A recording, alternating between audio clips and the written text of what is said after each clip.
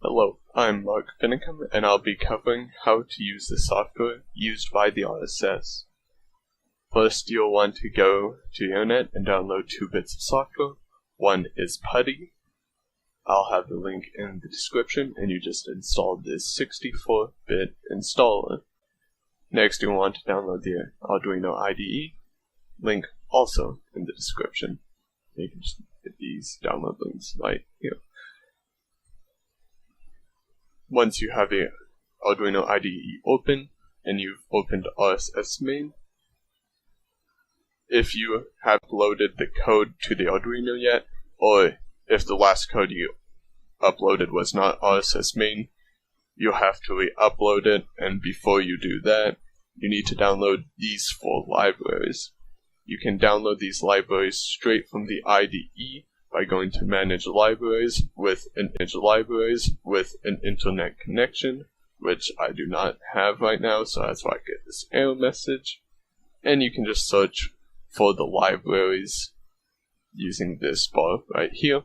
And in the RSS operating manual, here are the 4 libraries you need to exactly, and that is figure 3.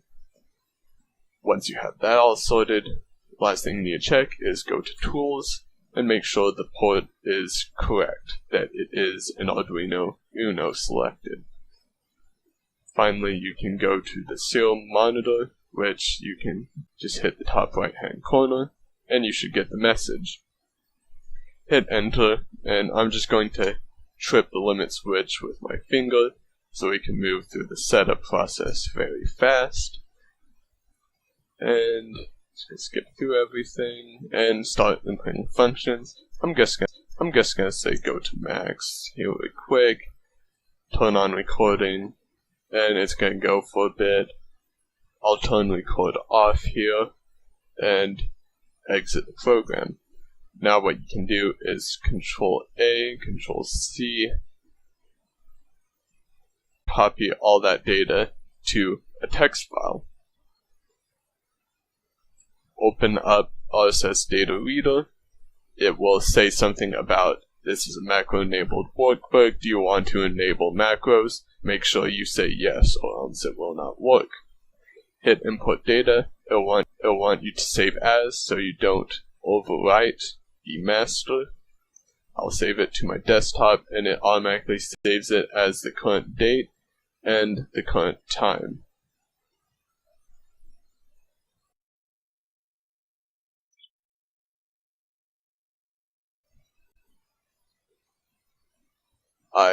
It will then ask for an input text file. I'm going to go and open an actual test file that we did a few days ago.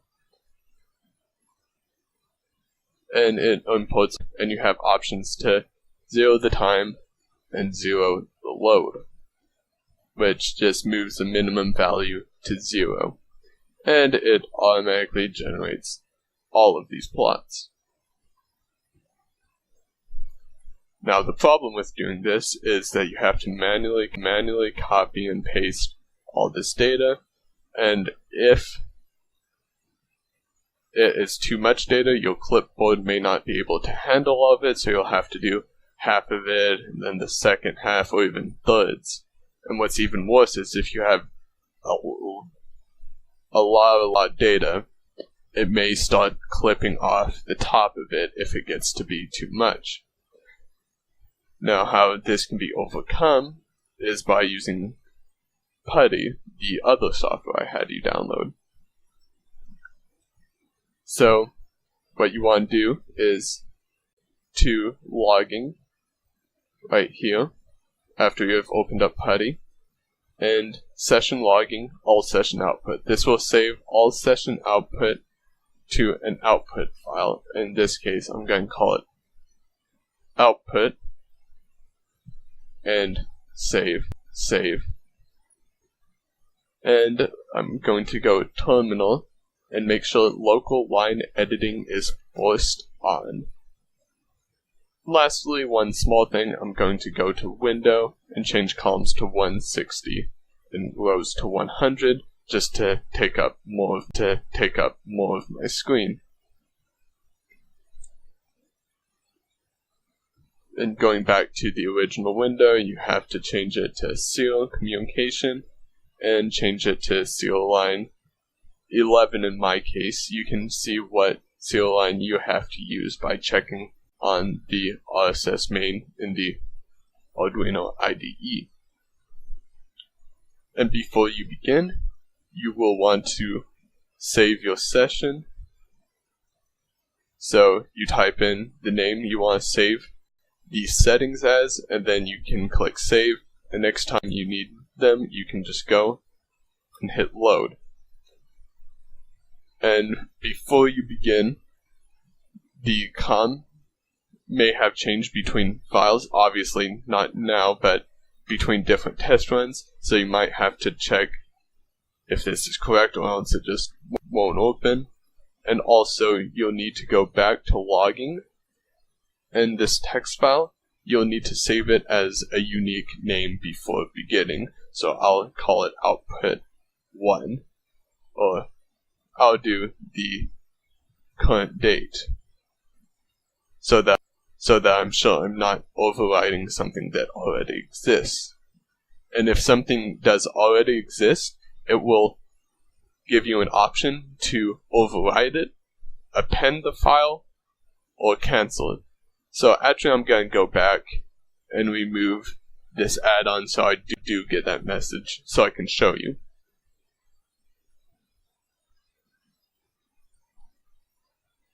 Oh, and I just got that error message that I was talking about.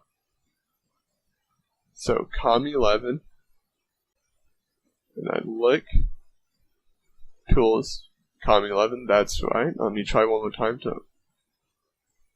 Oh, here's a good example of what could go wrong. So I already have COM11 open right here, so it's busy, so I have to close that serial monitor before I'm able to open this one. So I open it, and now it's fine. And see, I didn't append anything to output.txt, so it already exists, it's one to override it. If I hit yes, it writes. If I hit no, it appends it to the end of the file. If I hit cancel, it just won't save it. So at this point, you would have one to be like, oh, I need to save it as a different name, close, and just relaunch PuTTY, but I'm going to continue. And so, connect the external power, click text box above, and then hit enter to begin. So I hit enter, it's going to move to initial position, and once again, I'm just tripping with my finger to make this go by faster. And skip through everything. And one thing to note, your numpad may not work in this, so you'll have to use the keyboard. And now the disadvantage, as you might already have been able to see, is I'm going to type in go to, you cannot see what you are typing, but once I hit enter, it's going to begin the go to maximum function.